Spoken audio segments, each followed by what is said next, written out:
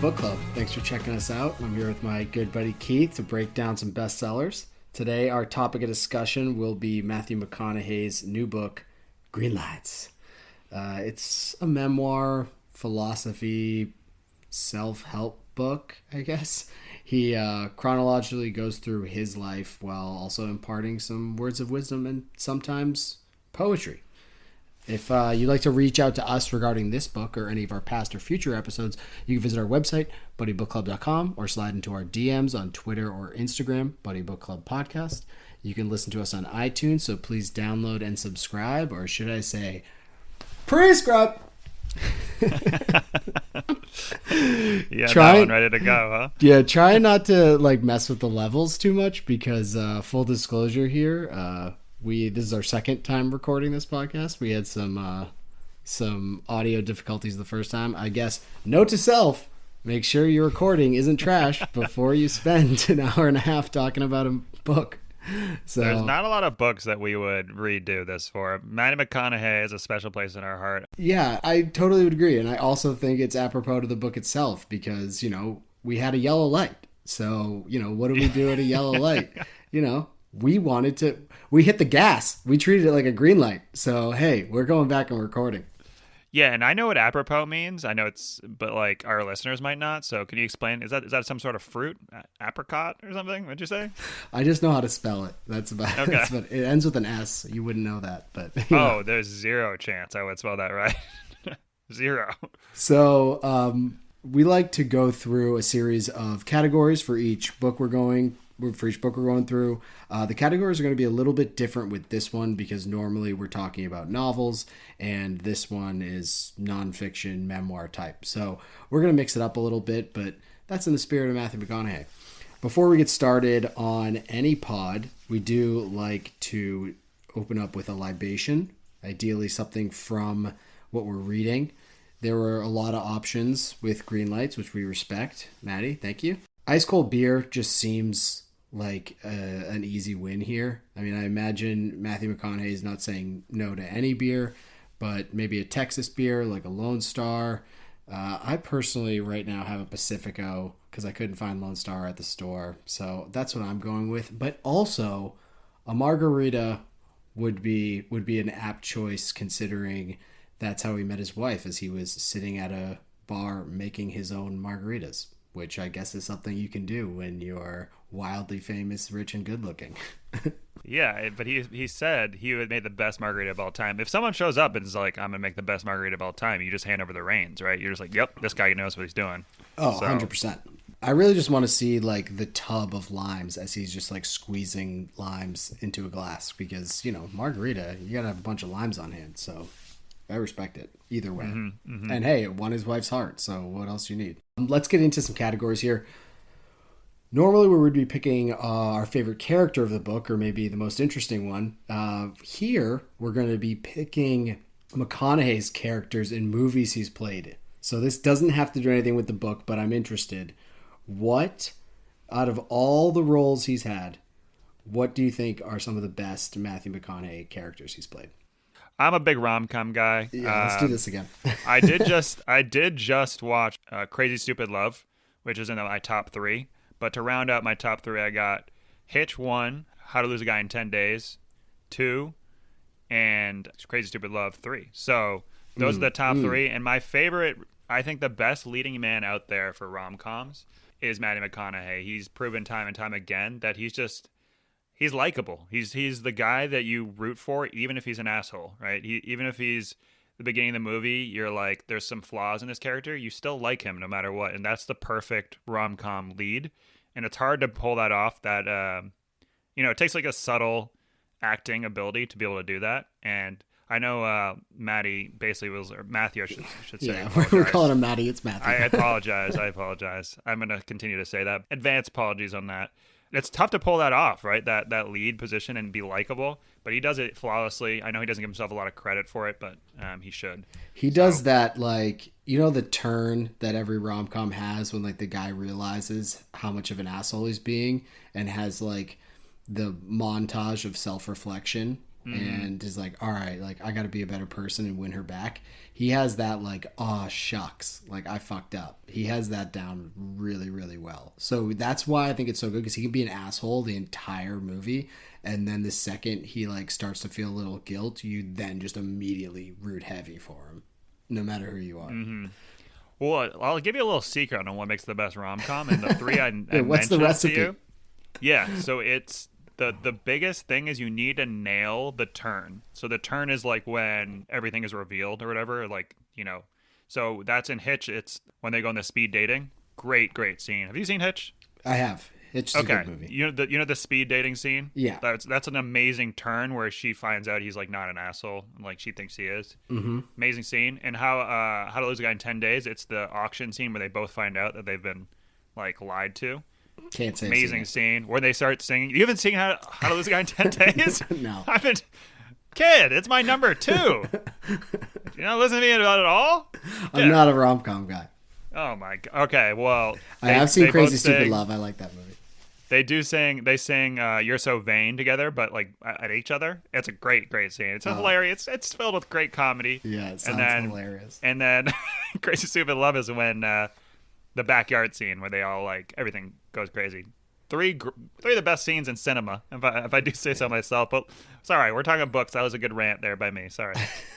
Yeah. So what's your character? Is it How to Lose a Guy in 10 Days? The rom-com character. That's the character. That's not fair, but I'll accept it. That works for all of his, like half his movies. Okay, fair enough. I mean, I'd be remiss to not mention Mark Hanna in Wolf of Wall Street. I mean, it's iconic. It's probably my favorite scene of that movie.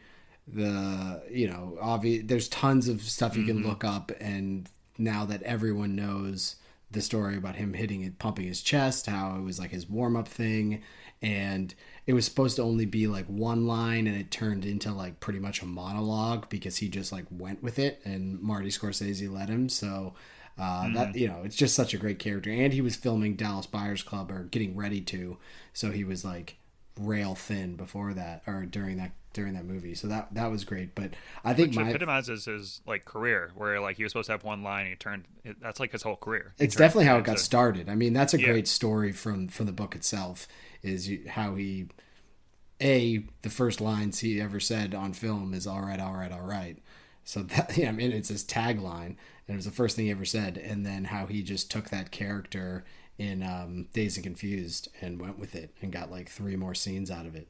But my favorite character is Van Zandt from Reign of Fire. And since we had to record this twice and I was just sitting around today, it was on TV, so I watched it. It holds up. That movie holds up. I mean, he plays a badass dragon hunter. He has a fur-lined vest with a battle axe in hand. I mean, come on. A tomahawk. It's not necessarily it's a giant tomahawk if it's a tomahawk, but he called it a tomahawk. He's just such an amazing character, and unfortunately they cut the part where he was supposed to have a dwarf on his shoulder the entire time, and this time watching it, I pictured just a dwarf on his shoulder, and it really changed the tone of it. So I think, is there any like weird edits where he's like talking to his right shoulder, but they're like, well, we're gonna keep that in there? No, it wasn't like a CGI dwarf. They just cut it early on. Okay. But especially like at the end, because he kind of like, spoiler alert, but he kind of like jumps off of a tower. I was just picturing this like dwarf clinging onto him. And it's crazy that character wasn't supposed to have a shaved head. I mean, it makes the look, but he did that completely on his own because he was losing his hair and was using some like Regenegrow or something, and tried to chia his hair, and it turned out to be a super iconic look. So, once again, he took the reins into his own hand, Reign of Fire, pun intended, and he epitomized that character. So I love that. And he has a good story in the book about how he prepared for that movie. So if you haven't read the book and you're just listening to the podcast, definitely suggest reading it. And actually, we both suggest listening to this one. Yeah, for sure. Because obviously he narrates it and he does great. So I'm going with Van Zandt. You're going with every single rom-com. Yeah, that's right. thing he's done. Gold Diggers. Well, that's your character. I'll watch Reign of Fire. You have to watch How to Lose a Guy in 10 Days. All right, deal. Is that the one with J-Lo? The J-Law one I haven't seen. I think that's more of a that's like a rom-rom, not a rom-com. Okay. That's right. How to Lose a Guy in 10 Days. I'm adding it Yeah. to my list. I love it. I love it. Okay, let's get into. Normally we do a favorite scene here, but there is. Yeah, I mean we could kind of. But what's your favorite story from the book? Because McConaughey, he has a plethora of stories. I mean, the guy's definitely lived it. So, out of all the stories they go through in the book, which one jumped out to you? Yeah, my clear winner here, I had a couple, but the Johan motorcycle story where essentially they're in. He's in Hollywood. He goes there after getting like a couple small parts. No, this is after Dazed and Confused. Right. So he moves to Hollywood, and then his mentor is essentially like, if you need work or if you're like begging for work, then you're not ready for this town. So he's like, all right, I'm going off to Europe. I'm gonna go on a motorcycle journey. He doesn't have much money. Gets out there, thinks he can rent a motorcycle for like the whole trip. Doesn't have nearly enough money. And my boy Johan, who's a motorcycle like store owner, is like, you know what? Like, I was young once. I'm gonna rent out these ridiculously expensive motorcycles to you. Let you fucking go off and ride and have the time of your life. I just need stories. That's my only currency I accept right now. I need stories. So naturally, them being like 23, they go off and crash these motorcycles. Johan's like, no worries, drives up like 8 hours, meets them, gives them new motorcycles to continue to go off. And they were and like have an adventure. they were like BMW motorcycles, brand new. Which like he could just hooked them up with a good deal on like average motorcycles. He's just giving them like top of the line ones though. Yeah, and then gives them again after they wreck them. This Johan dude is the fucking man. The only thing I really wish is that the end of the story should have been, and then Johan's now like in my crew. He's part of my entourage. Like he's a millionaire, you know, like or something, some sort of like finish the Johan story because I wasn't done with Johan. I needed more of him. He's like the turtle in your entourage or something like that. Yeah, exactly. Yeah, just put him in the Matthew McConaughey entourage after that. Yeah, I will. I don't know if it's like a decade thing or how it worked out, but I mean, I rented some Vespas. I'm not cool enough for BMW motorcycles, but I rented some Vespas in Switzerland, and they were not as cool. Let's just leave it at that. They were not as cool as Johan. So, mad props to Johan. It seems like you didn't even need a favorite scene here. Your just favorite character was Johan. Yeah. And then the only other one I had was, and I think me and you both relate to this pretty well, is the gambling story. Yeah, it's so good. When he goes to Vegas with his brother, they just absolutely crush it in blackjack and have all this money burning in their pocket, and then they throw all of it down on the Bills to win the Super Bowl. The bets they are talking about, even though I know the Cowboys blew out the Bills in the Super Bowl, but the bets and the money lines they were talking about, I was like, oh, I was salivating. I was like, yeah, you have to put that money down. It makes too much sense, Matthew. Well, you liked his betting philosophy, which was and his philosophy. Yeah, which was like amazing. Find the weird things going on. Like this guy's wife's pregnant, so he's not getting enough sleep. And the flight across, like there was actually a storm that came in, so they probably had a lot of turbulence and couldn't get any rest or whatever the case was. I love that, and I love the mentality of like when he wins, he's like, I'm the smartest motherfucker on the earth. Which it makes sense. Like if you ever played like Monopoly, when I play Monopoly and I win, I'm like, holy shit, I shouldn't start a business. Like I'm the smartest person. When I lose, I'm like, this game's bullshit. Like this doesn't count. This doesn't mean anything. But that's what, like it was kind of his gambling philosophy. Also, is like if I lose, it was like rigged. But if I win, I'm literally the smartest person ever. And I'm like, yeah, I feel that. I used to play Monopoly like almost every day when I was like 10. That's why the psychopath tendencies come from. Huh? My buddy and I both loved it, and I was sure I was going to be a real estate tycoon because I was like, I win it all the time. Right. I was like, I'm going to be a real estate tycoon. And fast forward 20 years, I'm literally homeless. So you hit Park Place a couple times too wrong. I went to jail. Immediately to jail. Yeah. But the Vegas story is amazing. I'm agreeing with you on that. I mean, they played 11 hours of blackjack, and we're on a heater. And there's nothing I like more than going to a casino and playing blackjack. It's like my favorite table game because everyone's against the dealer. If you have a good table, everyone's kind of rooting together. You're screaming. It's awesome. Mm-hmm. It's awesome. Just ripping cigs. It's just great. I just love how they went on that heater. And then to put all your winnings on the Super Bowl and to spread it out, but like with one goal in mind is like the Bills. But they took the money line, they took the spread, they took all sorts of different like quarters and stuff like that. And to lose everything, I mean, I can relate to that. That's the People magazine, like celebrities are just like us. Right, yeah. Because exactly. like you go in, you're like, I'm going to win it all. I'm going to have an epic day. Like my face is going to be on the newspaper as like the most epic win.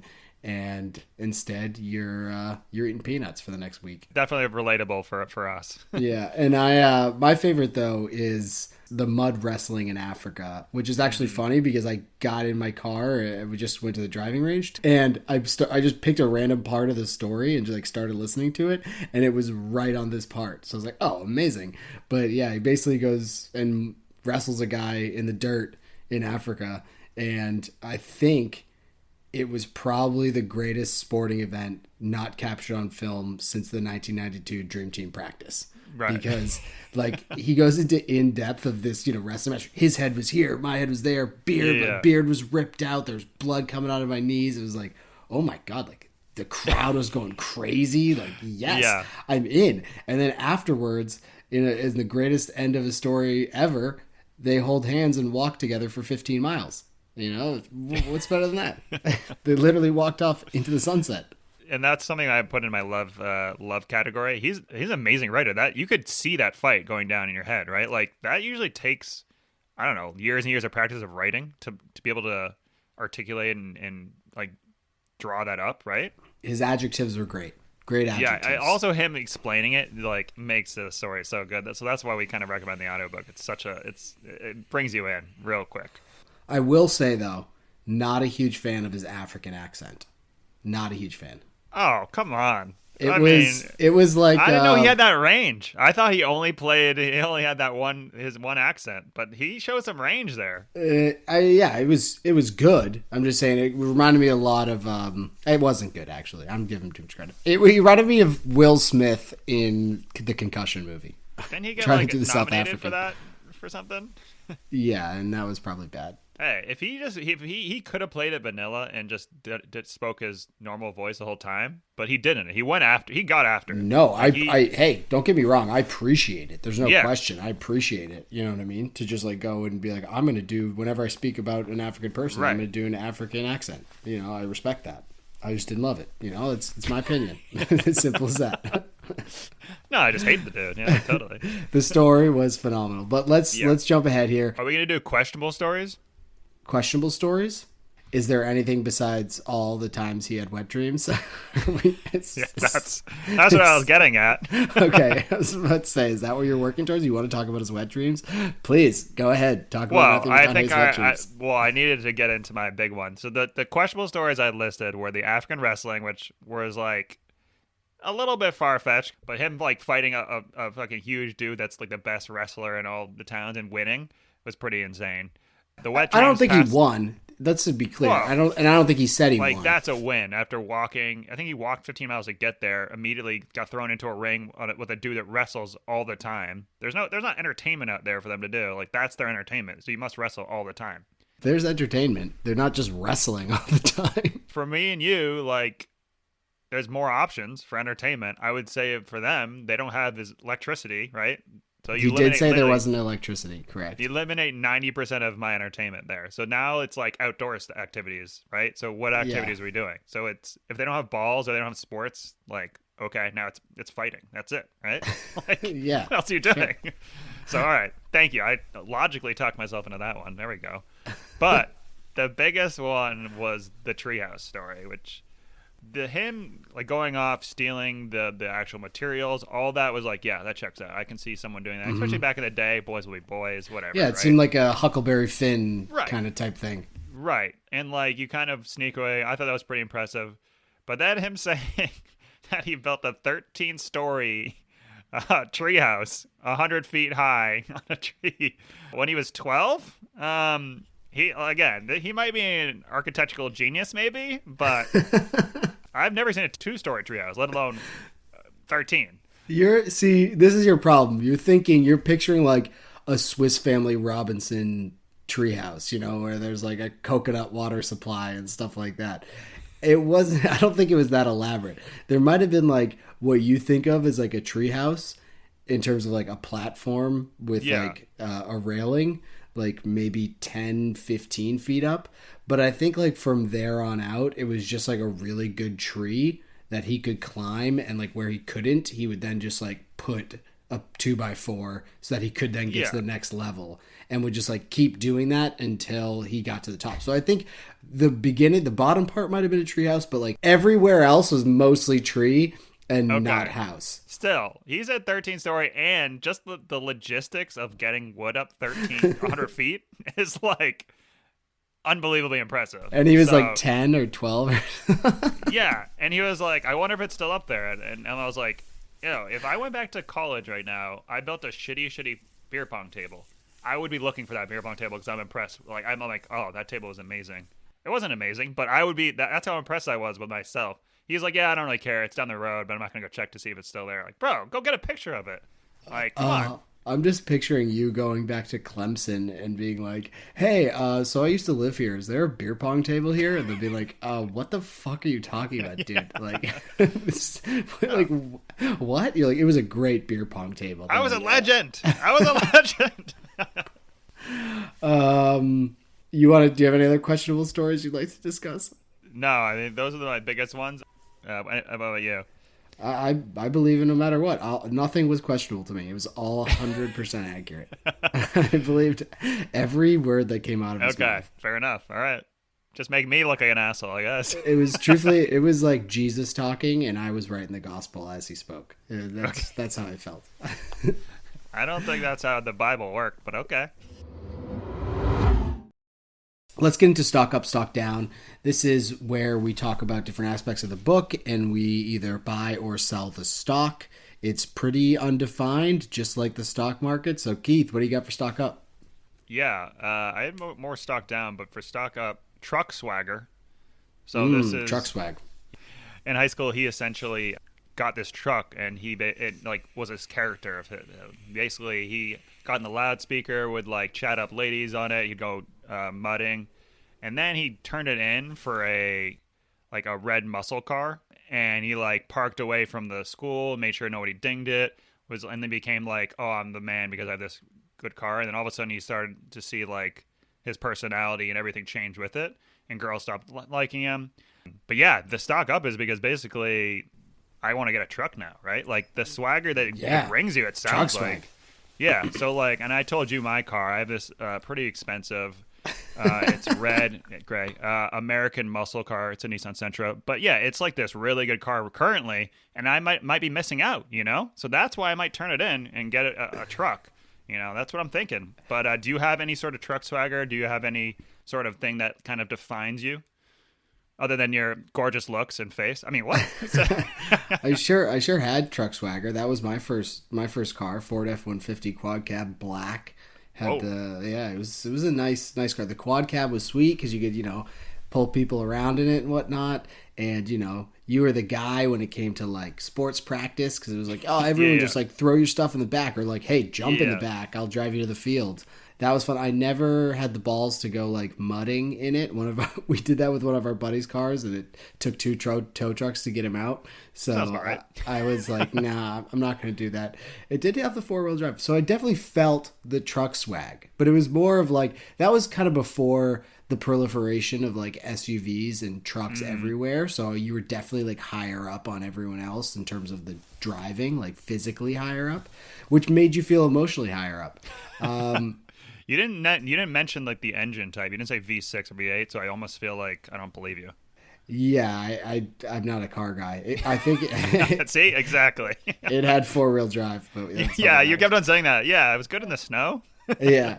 But I've since moved on to now I have a Mazda hatchback, and I can tell you the puss has gone way down. High school specifically, is that what you're talking about? It's not as much in high school anymore. Not as much since high school. Yeah.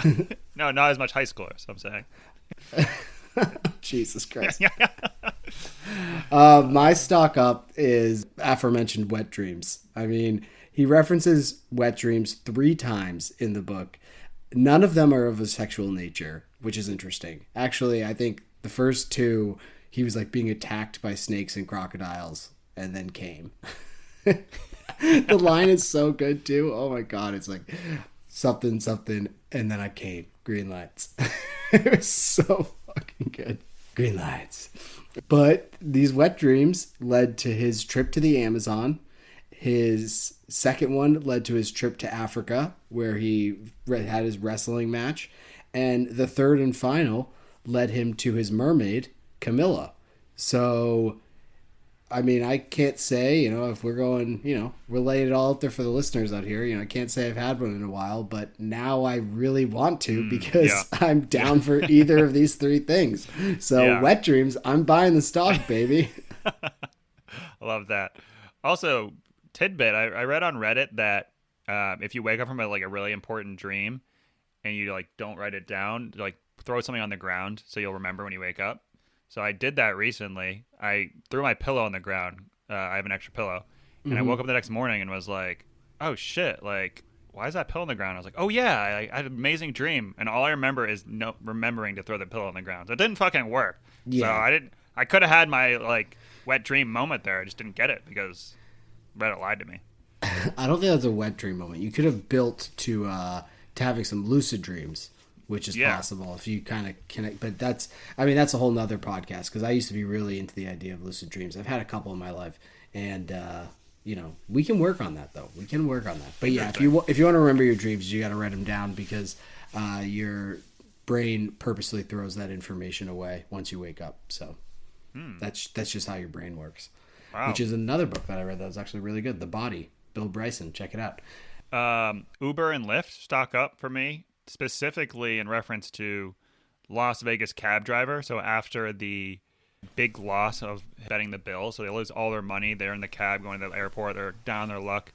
The cab driver gets in and is like, oh, you guys bet the bills? You guys are idiots. First off, fuck you, buddy, right? What is that? We're in Vegas. You should probably know the etiquette a little better. Secondly, I thought he brought that story up because he was like, yeah, so then my brother got upset and murdered him, which I'd be like, yeah, that's fine. That's okay. I would have been okay with that. Rooster and Pat just murdering those guys? Yeah, you lose a shitload of money and some dude calls you an idiot after, you can murder that guy. That's fair in Las Vegas. That's allowed. You should know better. Yeah, that should be legal. It should be legal, kid. And this is why cabs went the way of, what's something that went out of business? The Dodo? the Xerox. You say the Dodo. The Xerox machine. Is that what is it? Yeah, Xerox works. Xerox? Okay. All right. I don't even know what Xerox is, but the way of the Xerox. Photocopier. Okay, that's right, yeah. The way of the Xerox. Because it didn't adapt, and they're doing shit like this. Uber and Lyft, you'd get that person a 1 star, and you would get them kicked off the app. They'd be gone. Jesus or Christ. Murdered. What? You're talking about murdering this guy or make him lose his livelihood because he was just kind of They just potentially lost their livelihood and money over these bets, kid. You can't be going out there and calling people idiots after that. It's fair. On Uber and Lyft, you can at least be I thought you were going to be on my side on this. Talking. You haven't lost a big bet recently. That's your problem. You were talking about murdering this kind man. I don't think that's an overreach. Kind? He was an asshole. Maybe he had some shit going on that day, Maybe you're soft. You know that? Maybe he hit a red light in his life. Next time you lose a big bet, I'm just going to text you, wow, you're a real idiot for betting that. And I want to see how you react to that. I'll forgive you. I'm all about forgiveness these days. Ever since I turned in my F-150, everything's been about forgiveness. Lost your swag. My other stock up is the having an unconventional family dynamic because his parents were married and divorced 3 times over. So married to each other and divorced. So I guess divorced twice, married thrice. There's lots of interesting stories that he has. Just a quick one here. They had a fight in which his mom broke his dad's nose and brandished a 12-inch chef's knife, which, to be honest, having a 12-inch chef's knife already is a bit insane. That's a big chef's knife. And then instead of that story ending in murder and Matthew's orphanage situation, it ended up with his parents having sex on the living room floor. It wasn't clear whether the kids were present or not, but either way, that sounds pretty legit. Also, he got his ass whooped with a belt until it bled over putting on a Cracker Jack tattoo. Basically found a Cracker Jack tattoo, put it on, got the shit beat out of him by his dad. not really ideal. Definitely wouldn't be considered a conventional family dynamic. And on the same pugilistic nature, his brother Mike beat up his dad with a 2x4 until he was unconscious and was pretty much like begging him to not keep attacking him, and just ended up beating him until he was unconscious.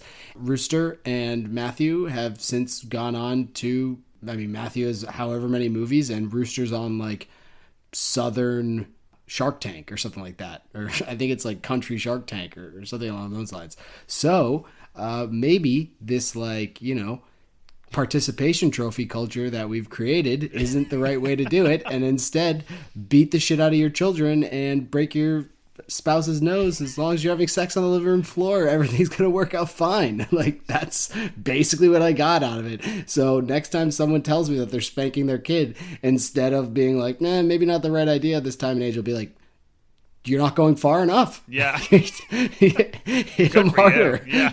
Yeah. Way to be a good parent. Yeah. So unconventional family dynamics. Stock up. Just to tie this together, a few books ago, The Body, I had said that physical abuse was a stock up, and D-Man scoffed at me, much like the murdering the cab comment. Just scoffed. Oh my God, how dare you? But now he's come around. My stock, I bought it very, very low. It was a penny stock. It's now blown up. It's Bitcoin. I'm going to cash in. I'm going to sell probably now that you're buying. So who's the sucker now? It's like a Dogecoin or something like that, you know. But I will admit, you know, hey, I make mistakes in life, and maybe you read on this one. That's what I'm saying. I appreciate it. That's all it's about. Just seeing the market as it is, and buying when it's right. Well, when it's wrong, you get stock down. So what do you got for that? Yeah, so my stock down, learning to swim. So so like, don't learn to swim? No, let me explain. Okay. When he was really young, he basically got thrown into a violent river by his parents when he was younger, just like to learn how to swim. And, you know, as someone that swam at a very young age and was a huge pussy and it was like afraid of the water and I hated when it was cold, if my parents just took me and threw me into a moving river, I'd die out of spite. I would just be like, no, fuck you guys, and die, you know? But he survived. He learned how to swim in that violent river, and maybe that's why he's a famous actor, and I'm only the host of this internationally successful podcast. So, you know, that's the problem. Okay, I said I believed every story he had. I don't remember this one. You don't? Okay. But I don't think you can just throw someone into a violent river. Is that the thing? I might have added that adjective. Okay, but even a somewhat swiftly moving river, I assume, it moves, right? So yeah. A still pool that was 3 feet tall, I didn't want to get into. So I don't think you just like throw people into rivers and they swim. I mean, maybe that might happen like 1 in 50. Yeah. So, and then it's like, oh, cool, they learned how to swim. But like, then there's 49 bodies at the bottom of that river. So, I don't think that Disruptive works. family dynamics, kid. yeah, unconventional family dynamics. It really, I mean, disruptive family dynamics works too. Yeah. But yeah, I mean, it's just truthfully, it's just another notch in my stock for unconventional family dynamics. Yeah, so I'm there. But yeah, well, that one's weird. I had stock down for foreign exchange programs. So, you know, you think these things are interesting in the sense of, oh, you're getting exposed to a different culture, or, you know, you can live with this other family, so, you know, they can kind of assimilate you and show you around, whatever the case is. No. His time with the Dooleys was, well, a doozy. Norvell, super odd dude. Like, super odd dude. Super odd. Definitely pedo vibes, like some creepy, weird, religious. He had that picture like Churchill, I think, who he just like stared at every night. Already weird enough, but then all the other idiosyncrasies he had, I mean, just read the book and you'll be like, this is uncomfortable. And then ultimately, the cringeworthy scene with Marjorie and the kiss with Meredith. I mean, it felt to me like something out of the movie Get Out, where like he realizes that this thing, like, I thought it was going to turn into a horror movie personally. Like, I was reading the book, knew this guy survived, and was like, oh, this is where they throw them in a cage together or something like that. But it was so creepy that I'm uncomfortable. And the fact that like this family so easily was able to get into this foreign exchange program, no, I'm out. Stock down. Not happening. Not happening with my kids after reading that. That's for sure. His only form of entertainment was taking like hour-long baths at night and masturbating in the bathtub. Well, there's nothing wrong with that. No, I might have a bath after this pod, but I'm not going to put extra soap in the water. Yeah, and I think along the exact same lines, my stock down was last names starting with D and ending in Lees. Stock down, sell, kid. Dooley's, Dursleys, and then Dudley. This is the same family from Harry Potter. It's the exact same family. Yeah, interesting. Yeah, it was like he basically got locked in a closet, or the what was it, the broom closet or something underneath the stairs. That's basically what happened to Matthew here. So, any names like that you can think of, just immediately sell. It was I don't think there's any brooms in Harry's closet. That'd be too on point for the wizardry aspect. Yeah, that's true. When it was a cupboard, I think it was a cupboard under the stairs. Cupboard's where you put food, isn't it? Yeah, but I'm pretty sure it was the first chapter of the first book is the cupboard under the stairs. Maybe. We gotta do a Harry Potter I think so. read through, I think. Don't tempt me, Frodo. Don't tempt me, Frodo. All right. God, that would be the best. But yeah, I agree. I don't know. I can't think of anyone that doesn't fit that D ending in Ley situation. Sorry to all of our listeners that fit into that last name. Yeah, I can't even think of another name, so I'll take it. Did you have anything else for stock down? Last one was just the truth, stock down. So essentially, Matthew would describe people, more ancillary characters in the book, but for instance, my boy Johan's wife, he was like, yeah, she was fucking ugly as sin, hairy armpits, had like a man's voice. I'm like, man, this is Johan's wife, buddy. Like, come on. Like, he was being so mean to this is your boy's wife. Yeah. And then, like, he would come up on, like, some roadside bar and be like, yeah, the person behind the counter had a lazy eye, but she had a good heart. And I'm like, oh, Jesus. Like, if I was reading that after, like, being like, oh, I met Matthew McConaughey this one time, and he's like, oh, yeah, that was that person that had a lazy eye. And I, like, it's an ugly person. It's like, oh, that's me. Thought it was kind of funny, but yeah, definitely hurtful. Yeah, Johan gets the book and starts reading it in his kitchen. He's like, wow, look at this story is so nice of Matthew, and then gets the part about his wife, and he looks over and just probably gives like a head nod. He's like, well, he was telling the truth then. Yeah, but I think that gives credence to the rest. That's why I believed everything else he said, because he was so truthful with he didn't hold back at least. They're amazing. They're good descriptions too. So I agree, but I was like, oh man, my boy Johan's just taking a beating here.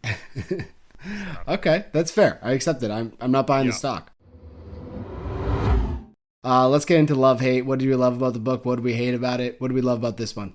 Yeah, I think the biggest thing was that just his writing ability. I was super impressed. I mean, we always knew he's this good storyteller, and maybe the audiobook even kind of brought that even more, but I was surprised how good of a writer he was. I'm shocked that he hasn't written any screenplays himself, especially since how deep he gets into characters. It seems like it'd be a natural transition for him to start writing more, true detective type stuff. Yeah, it seems like he has a knack for dialogue. Right. And what's a screenplay besides, a lot of different scenes of dialogue? I mean, obviously I'm oversimplifying it, but I think if you have that ability, then the rest of it you can obtain. Whereas if you have the rest of the stuff, but you can't write dialogue, then you're kind of screwed. Yeah. He's already a good storyteller. So yeah. And I'm actually kind of surprised because he wrote all those poems and stuff. He has all the poetry. There's so much poetry that he puts in this book that you can only imagine how much more he has that he hasn't done a poetry book. I wouldn't be surprised if after, a year or two after this comes out, he had a book of poetry, which nothing against you, Matthew.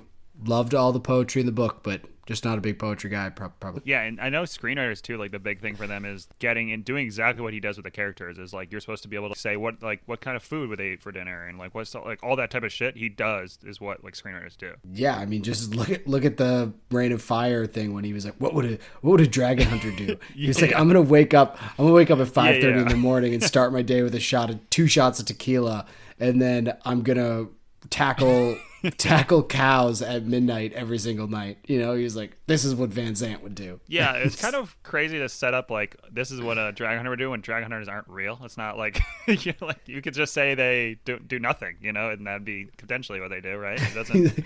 Dragon hunters, they like watch YouTube videos, right? Yeah, and play video games for like 2 hours, yeah. and then like go out and hunt dragons at night. Yeah, exactly. I'm like, it could have been that. But yeah, I really liked his writing ability. I was very shocked by that. One thing on the book that I liked was when he was at art school, and I know this will resonate with you, D-Man, because you're an artsy-fartsy type, but everyone there was like, it's a popular movie, so therefore it's not good, which I wholeheartedly disagree with. And this kind of goes back to the Oscars talk we were having, where like they're like, well, everyone kind of agrees all of a sudden that every single artsy movie is good or bad. Popular doesn't mean bad. I agree with him on that. I mean, just to kind of second your point, and because you said artsy movie, a movie called The Artist, which was a silent black and white movie it was released in like 2015 or something, won Best Picture. So, Jesus yeah, Christ. The Artist won Best Picture. Oh my God. So, hey, if people tell you it's good, maybe it is good. I still haven't seen it though, but. Oh, well, I guess, yeah. And then I actually did like the honesty, even though I was selling the truth. He didn't sugarcoat things a lot of times, and I like that. Last thing was, love the length he went to watch football and party. We're going to have have a beer with celebrities later on here, but this is why he fits that category for, I think, most dudes that are kind of like us that like football, like partying, like drinking. He's just like the lengths he went to do those things is hilarious. I mean, the one time he was at the RV park or whatever, yeah. and like his only concern was getting his car in a southern facing lot, so he could put his satellite up and get the. Amazing. I don't know if it was a UT game or something else, but we all know he's a big UT guy. One thing I loved was how honest he was about the luck involved with his story, and I think a lot of times, this incredible career and all these things happen to you, it's probably easy to see yourself as being, some sort of manifest destiny that, you kind of did this on your own. And, he talks about how like super random and lucky it was that how he got the script for Dazed and Confused, and how he met, it was basically like a friend of a friend at a bar who got him the Dazed and Confused job. Obviously after that, you have to then grab the horse by the reins, which he did successfully on several accounts. But I always find those stories to be really interesting, how kind of the universe collides for you in those certain moments, and then you have the ability to drive it in one way or another. And he seemed to have done that really well, and I always find those to be like somewhat inspiring, so I really like that.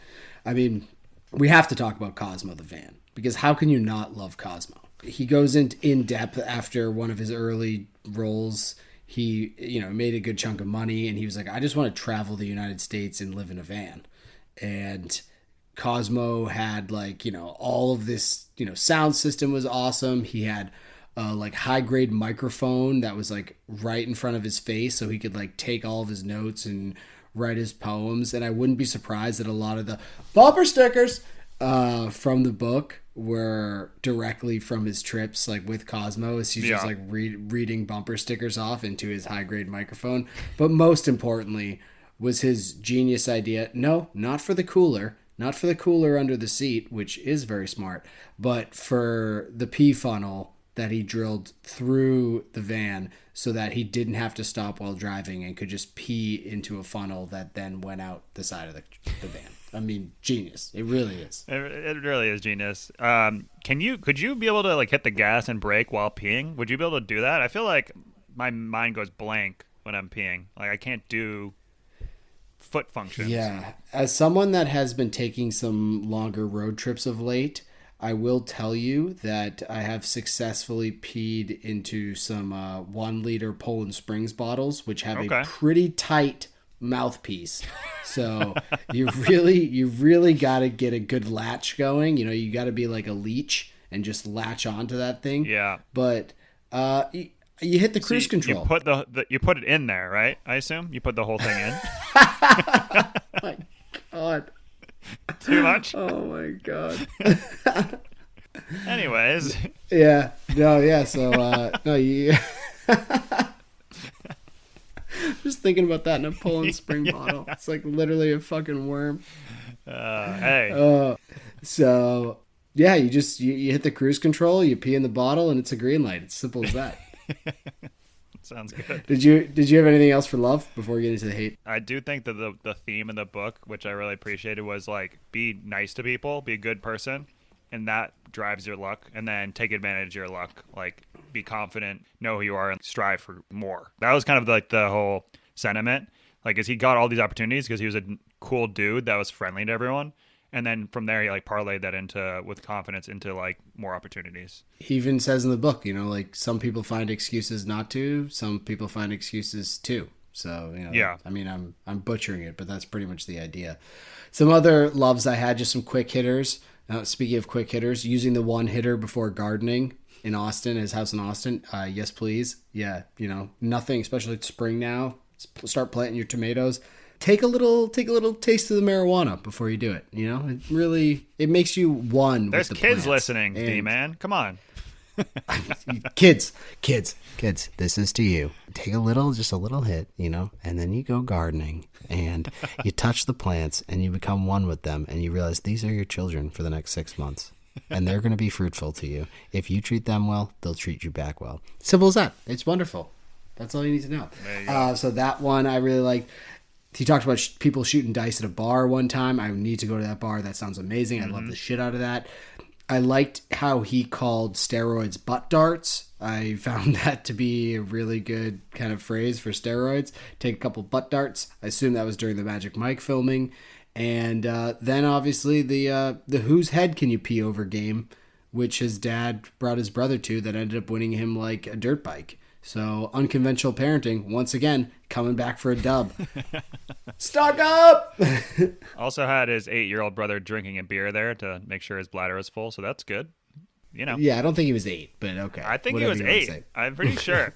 Fact check that. Well, at the end of the episode, we'll fact check that. There's not much to hate about this book, but if you had to pick some stuff, what do you got for the hate column? Yeah, the biggest thing is I'll never be able to hear the word green light without thinking of Greenlights.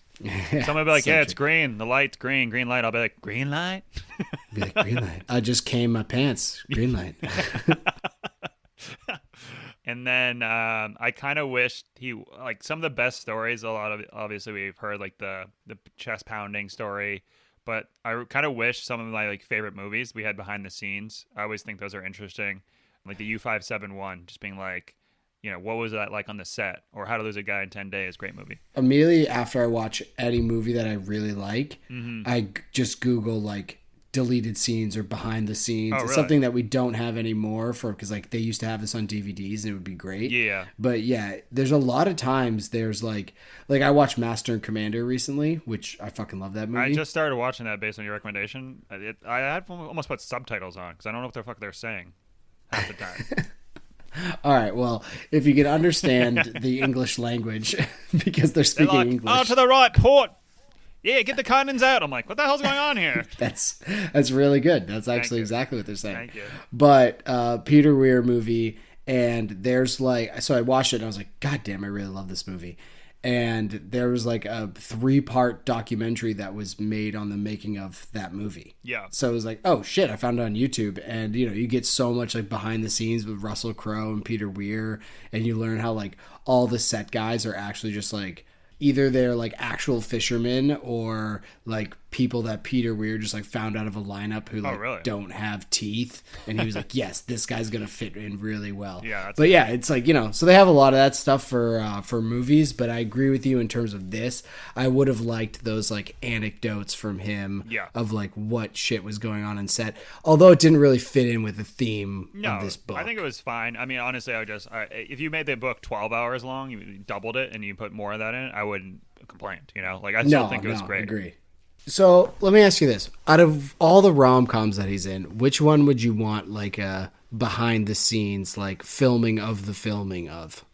Well, I mean, the rom-coms are a little different. U571 was like the one I mentioned or like True Detective. Rom-coms are rom-coms. For comedy, I love to see the fuck-ups. I think those are hilarious. Or because they do so many outtakes on those. Yeah, a lot of those, like the Judd Apatow ones and stuff. I almost would have liked to see like his Wolf of Wall Street, just like the entire day of filming he had for that. Just like how it started and then how Marty was just like, oh my God, like give him try that again. Try that again. Or like let's roll that again with this, you know? For hate, Matthew, I understand your purpose and I respect you for sticking to your convictions because obviously you're listening, duh. But he turned down $14.5 million for a rom-com. I think it started at like 6 or 8 million and it kept growing and he was trying to not do rom-coms anymore and they built it up to 14.5 million. We don't know if they were offering him points behind that, but either way, 14.5 million is insane. We talked about this last time, so I'm not going to act like this is a surprise to you, but Bruce Willis made 115 million for The Sixth Sense. That was the biggest ever. So I just want that to be out there. It included 20 million up front, which really isn't that much more than 14.5 million. Yeah. But then he got 17.5% from the box office gross. So that turned into $115 million. Not bad, Brucey boy. Not bad. So that was my hate. And then I'm going to slip this in here because it kind of ties back to what I had before, but did not really love the glorification of violence in the book. I am not a little pissy pants, but I mean, the night he became a man in his dad's eyes was when he beat the pulp out of a bouncer who put his hand on his dad's chest. He didn't assault him. He put his hand on his dad's chest, and Matthew McConaughey beat the living shit out of him. The bouncer is now breathing through a straw. That's Texas law, kid. It's different. It's different. Daddy loved me. Greenlight. Unconventional family dynamics. We got them. Let's quickly go through some potent quotables before we get into some of his best flicks. Potent quotables. What did you have for some good quotes from this book here, which is Greenlights by Matthew McConaughey? Yeah, I had a few. Don't walk into a place like you want to buy it. Walk like you own it, which I love. Walking into the place mentality. His mom said that to him. He took that to heart and kind of parlayed it into a bunch of shit. Yeah, when I read that one, I thought about Patrick Swayze in Roadhouse, just like him walking into the Double Deuce. Like, nah, you little miscreants don't own this bar. I do. And then the unbelievable quote, we discussed this before. I couldn't find it. I tried again to find it. No one has that. I thought that was amazing. It was basically like, nothing's unbelievable. That's words used too much. And then I added one too, which I thought was poetic. Rather than struggle against time and waste it, let's dance with time and redeem it. Because we don't live longer when you try not to die. We live longer when we are too busy living. Greenlights indeed. Bumper sticker. Wow, I really like that. What about you? Wow, big fan. Oh, yeah. Dancing with time. That should have been my high school yearbook quote. Hey, kids out there listening, put down the dope, stop gardening. Yeah. Write that one down. I had for some good ones. It had all the elements of a nightmare, but it was a wet dream. Green light. Oh, my God. If we all made sense of humor the default emotion, we'd all get along much better. I like that very much because let's all have a sense of humor. That's really what we're trying to do here. You know, let's have a sense of humor. Let's get along better. Simple as that. Fuck the Bucks. I'm going for the experience. That's a good one for me, and pretty much also what the Buddy Buck Club's about. And drink to remember, not to forget. That's going on my card to my brother when he goes to college. Let's get into quickly best Matthew McConaughey movies. That's not his characters in movies. That's his movies. Give me your top 3 quickly. What do you got? I got top 5 for you. I'm going to list them real quick here. Ghost of Girlfriend's Past. It's a rom-com. Interstellar, which I wouldn't define as a true Matthew McConaughey movie, but it's just a great movie. I think he made it way, way better. Yeah. So I just listed it on there. And then these 3, I think, are his movies. True Detective, I think he made that TV show. I know it was 100%. Amazing. U571, which I already mentioned. I love that movie. It also hits home with me. There's some nostalgia. There we go. And then How to Lose a Guy in 10 Days, just a top two rom-com, like I mentioned. So that was mine. How about yourself? I had Dallas Buyers Club. I thought that was amazing. And the story in the book about how it eventually got made was great. But he was not only awesome in it, but it was a really good book. I mean, really good movie. Moving. Mud, which a lot of people I don't think have seen, but it was kind of written for him, and he's awesome in it. And it's a coming of age movie for some kids, and probably where they got the treehouse idea from. But Mud is great.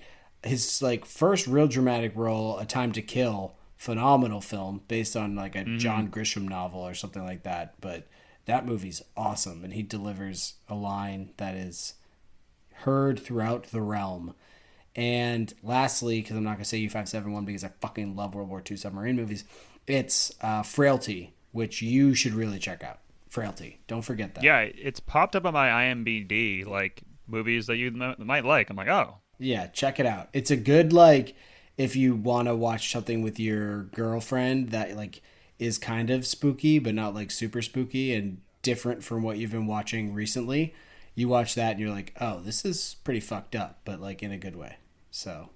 Okay. And if you have one of those not a nightmare but a wet dream green light afterwards, then you're fucking sick in the head.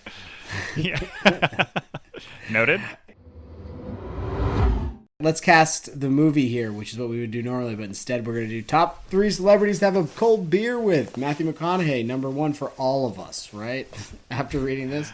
I think that his stories are too good. It'd be a one-sided conversation. Like he'd be like, and then I was in the Amazon and, you know, going down this river, like, and wasn't in touch with anyone for like 60 days. And I'll be like, yeah, one time I like was in Mexico and Cabo. You're like, I had a flat with my Nissan Sentra, so I called AAA. But I'll get into my 3. I had, and I kind of treated this as like a group. If we were going to go out on the town, I'd have Jamie Foxx, singer, actor, comedian, amazing storyteller. If you've ever heard him interview, just brings enthusiasm and coolness, and that's what it's all it's about. Enthusiasm and coolness. He'd bring the party. You could have like 10 people at that place, and it'd be a party because he's there. I feel he'd be hilarious too. It'd be awesome. Yeah, I feel like you need someone to kind of be a little bit self-deprecating on that end and more funny. Adam Sandler, kind of the man. Everyone that talks about him and says he's just the fucking man. Likes sports. Just loves his friends and makes movies with all of them. Mm-hmm. Good dude. Throw him in there. And then I changed this up. I had originally Ryan Reynolds, but I think him and Adam Sandler kind of overlap. So I'm going with Gronk to bring the party. Well, you need to turn up. Go to 11.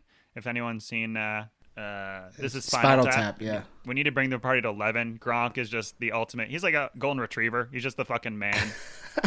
Just brings the party, so it'd be great to have in the crew. Yeah, okay, I like it. I like your crew. Gronk might be a little much for me. I like your golden retriever aspect because if you're like at a club or something like that, he would just like go out somewhere and you just be like, "Oh, there's Gronk," and then we all have that friend, you know, just like gone, yeah. And then you guys continue your conversation, and then he comes back and he's like, "Oh, look what I brought back!" Like, great time, you know. So I dig it. I would have, we'll keep it the football. I'd have Tom Brady naturally. Patriots fan here. Right, of course. And he can drink beers with the boys. He likes to have a good time. I would also have Eddie Murphy for my comic relief. I think Eddie Murphy is not only like a super interesting dude, but also is hilarious. And I'd love to sit, like his stories are hilarious. He likes to have a good time. Done. And I'm talking. Did you see Bowfinger? Have you seen Bowfinger? No, but it's on my list. It's on my list. Bowfinger is like amazing how funny he is in that because he plays 2 characters in it. Unbelievable. I'd love that. And then I kind of want Phil Mickelson there. I think to be fair, I just started picking up golf, and so I've watched a lot of Phil Mickelson videos. Seems like a good guy. Plus, he's a huge sports gambler, so I'm picturing us in Vegas like having a blast and Phil Mickelson betting gobs and gobs of money on games. Yeah. So yeah, those are my 3 off the top of my head. But okay, let's get into it. Would you recommend this book, Greenlights? Would you recommend it to our listeners out there who haven't read it yet? Yeah, 100%. Really fun listen. Really good writer, like I mentioned, which is surprising. And I definitely recommend the audiobook. This is the perfect beach book. You know, laid by the pool, laid by the beach. Throw this on the audio tape. You're going to have a good time. You'll be smiling. Drink a couple of ice cold beers on the beach. Perfect beach book. And this is probably, we should do a rankings of top beach books, but this would be on the list for sure. Yeah, top audiobooks, which because if you're on the beach, nothing's worse than like looking up at the sun and like trying to read a book. Yeah. So audiobooks on the beach are like the best things ever. And this would definitely be in my top 3 outside of like books that are just like kind of gripping, you know? Yeah, But yeah. in terms of like a memoir, this is without question number one beach book. Like it's a thing. If you're on a road trip, listen to this for sure. Awesome. Did I ever tell you the beach book recommendation I got? No, go on. I walked in, and this is like I'm literally leaving to go to Martha's Vineyard for like a beach weekend with the boys, and I'm like, hey, do you have like a beach recommendation book? Like I'm about to head out, and they're like, fuck, what's it called? The Room. Oh, Jesus Christ. So I grabbed that book, started reading. Holy shit, is that not a beach book? They're like, hey, you want to play spike ball? You're like, no, I'm enraptured by this book of these people living in this basement. Yeah. Oh my God. One of the darkest books I've read. So yeah, that's not a good beach book. Let's put it that way. Sorry, but go ahead. No, that's it. That's it for me. I hope everyone who hasn't read this book, I hope we've at least inspired you to read it because it's really good. And for everyone who has, thanks for coming on this journey with us. We'll be moving on next into the sci-fi fantasy realm. What do we got, Keith? Yeah, kind of back to more of our bread and butter, or at least, more fiction area that we're typically reading. We're reading the 5th season by N.K. Jemisin. Has won the Hugo Award. I think all 3 of her books won it. So very, very popular. Yeah, so we'll be getting into that. Cool. Excited to do it. All right. Until next time. Take care, brother. Giddy up. See ya.